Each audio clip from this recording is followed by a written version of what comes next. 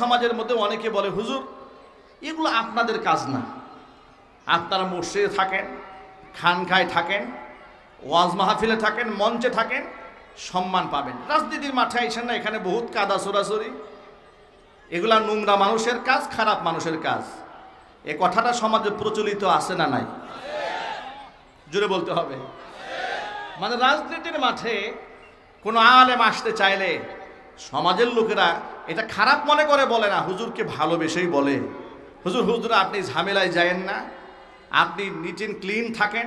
সব দলের লোকেরা আপনার ভালোবাসে, মহব্বত করে। আপনি ইমানদার মানুষ, আপনার ওয়াজ মানুষ শুনে, আপনি শোনান।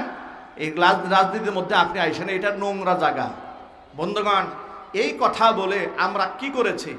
এই কথা বলে ইমানদার, ইনসাফগার, আদেল, ন্যায়পরায়ণ আল্লাহর ওলিদেরকে নেতৃত্ব থেকে সরিয়ে দিয়ে আমরা ফজু পাগলাদেরকে সংসদ সদস্য বানিয়েছি। এই দায়িত্ব আমাদের। ফজু পাগলার গালি দিয়ে লাভ নাই। ফজু পাগলা যে আজকে আলেমদেরকে কটাক্ষ করে কথা বলে, ওই কিশোরগঞ্জের ফজু পাগলা বলেছে না যে আমি মায়েদেরকে বলি, ও মায়েরা তোমরা আলেমদের বাচ্চা গর্ভে ধারণ করো না। আল্লাহর কসম, আলেমদের সামনে যে বেয়াদবি ফজু পাগলা করেছে, ওকে শতবার জুতা পিটা করলেও ওর পাপের প্রায়শ্চিত্ত হবে না। ফজু পাগলা নাকি বলে আমি এমপি হব। আমি কিশোরগঞ্জের জনগণকে বলছি, তাকে নমিনেশন দেওয়া হয়েছে শুনেছি। ফজু পাগলা জাতির কাছে কান ধরে আলেমদের কাছে নিঃশর্ত ক্ষমা ভিক্ষা যদি না চায়, তওবা যদি না করে, আলেমদের সাথে যে বেয়াদবি সে করেছে, আগামী জাতীয় সংসদ নির্বাচনে তাকে জুতা পিটা করে নমিনেশন বাজেয়াপ্ত করে তার সমস্ত চারা জিন্দেগির তরে এমন শিক্ষা দিতে হবে যাতে করে 56,000 বর্গ মাইলের কোন সংসদ, কোন আলেমদের পাবে এমন গুস্তাখি শব্দ মুখে উচ্চারণ করতে সাহস না পায়। ওরা মনে করেছে হাসিনার আমল এখনো আছে। হাসিনা থেকে ফজু পাগলা শিক্ষা গ্রহণ করে নাই। কথা ঠিক না ঠিক জোরে বলেন?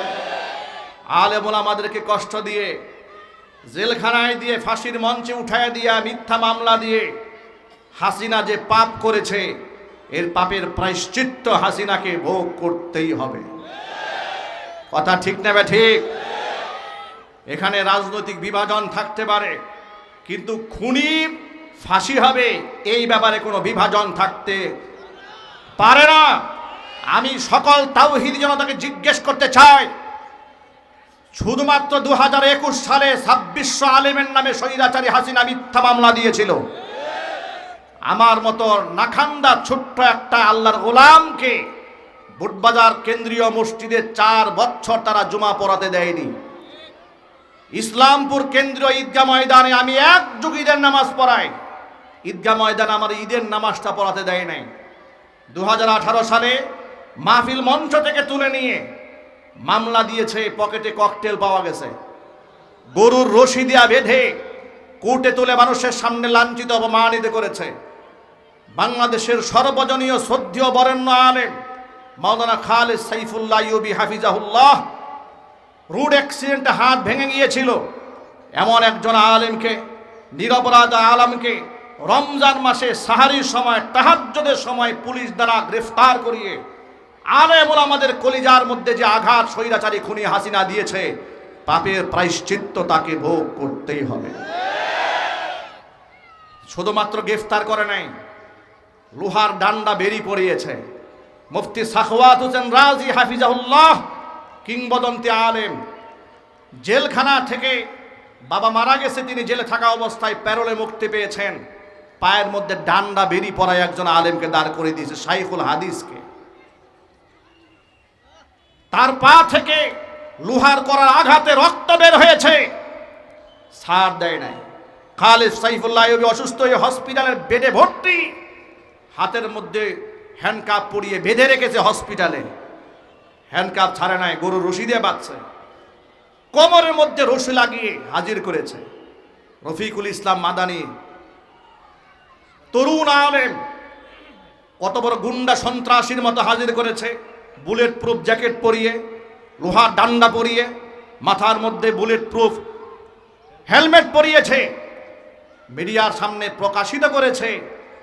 আচরণ থেকে মনে হতো যে এদের চাইতে বড় সন্ত্রাসী এই মাটিতে কোনোদিন জন্মই গ্রহণ করে না। ঠিক না ব্যাটিক জুড়ে বলে?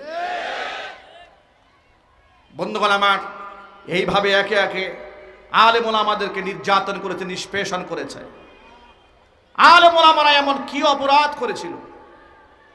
আলেম ওলামাদের প্রতিবাদের ভাষাটা ছিল কুখ্যাত সন্ত্রাসী, মুসলমানের রক্ত খেকু নরপিচাস নরেন্দ্র মোদী, গুজরাটের কসাই খুনি, অসংখ্য মুসলমানকে শহীদ করেছে, আল্লাহর ঘর মসজিদ শহীদ করে দিয়া, ভেঙে দিয়া মন্দির নির্মাণ করেছে।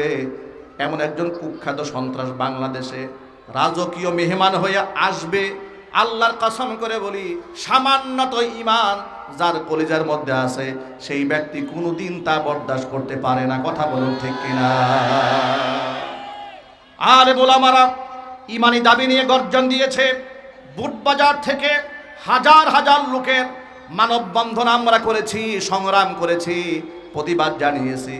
বিনিময়ে আমাদের বিরুদ্ধে তারা রক্ত রোষানল নিয়ে হিংসা এবং বিদ্বেষ বশবর্তী হয়ে মিথ্যা মামলা, জেল জরিমানা দিয়ে আমাদের কণ্ঠগুলাকে টুটিকে এরা জমিন থেকে চিরতরে স্তব্ধ করে দেওয়ার জন্য চেষ্টা চালিয়েছিল।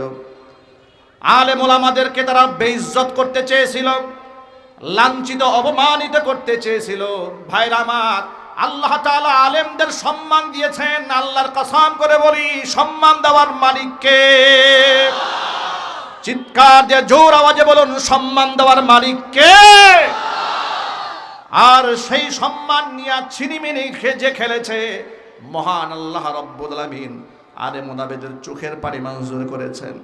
জেলখানার মধ্যে অনেক সময় নিজের অজান্তে চোখ থেকে পানি ঝরত। কোরআন মাজিদের আয়াত নিয়ে সান্ত্বনা নিতেন। আল্লাহ পাক সূরা শুআরার সর্বশেষ আয়াতের মধ্যে বলেছেন, ওয়াসায়ালামুল লাযীনা যালামু আইয়া মুনকালাবিন ইয়ানকালিবুন। অচিরেই জালেমরা বুঝতে পারবে, অবগত হবে তারা কোন উদ্দেশ্যে রওনা হয়েছে, গন্তব্য কোথায়। জালেমরা অচিরেই টের পাবে। আল্লাহর কসম, বিশ্বাস করতে পারি নাই জীবদ্দশায় হাসিনার পতন দেখব। যারা আলেমদের মাহফিলে 144 ধারা জারি করে দিয়েছে, আল্লাহ পাক ওদের লাইফের মধ্যে 144 ধারা জারি করে দিয়েছে। কথা ঠিক দেবে? ঠিক চিল্লায় বলো মুসলমান।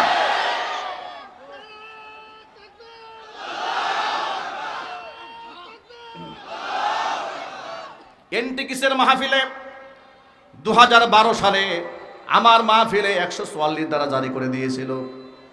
মাহফিলের প্যান্ডেল হয়েছে, পোস্টার হয়েছে, লাইটিং হয়েছে, মাইকিং হয়েছে।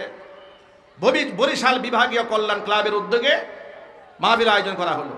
সন্ধ্যাবেলা লোকেরা হুমড়ি খেয়ে পড়লো মাহফিলে। সন্ধ্যার পরে থানা থেকে ফোন দিয়েছে মাহফিল করতে দেওয়া যাবে না। কথা বুঝতে পেরেছেন? ইতিহাস আমরা ভুলে যাই নাই। খুনি হাসিনা বলে, আমি কি পাপ করছি? উনি উনার পাপ দেখেন না, উনার অপরাধ দেখেন না, উনার কলিজায় এখনো ঘামে না। আমি আপনাদেরকে জিজ্ঞেস করতে চাই, হেফাজতে ইসলামের ডাকে 2013 সালে শাপলা চত্বরে অসংখ্য মানুষকে স্বৈরাচারী খুনি রাতের আধারে লাইট বন্ধ করে নির্যাতন চালিয়েছে, খুন করেছে, রক্তাক্ত করেছে, সত্য না মিথ্যা? চিল্লাই বলো। অথচ সে শহীদদের রক্ত নিয়ে তামাশা করে জাতীয় সংসদে দাঁড়িয়ে বলেছিল কোনো গুলাগুলির ঘটনা শাপলা চত্বরে ঘটে নাই। আমরা বলেছিলাম এই ভদ্র মহিলা শতাব্দীর নিকৃষ্ট মিথ্যাবাদী। কথা ঠিক না ঠিক? বলেছে হেফাজতের কর্মীরা গায়ে রং মেখে অভিনয় করেছে।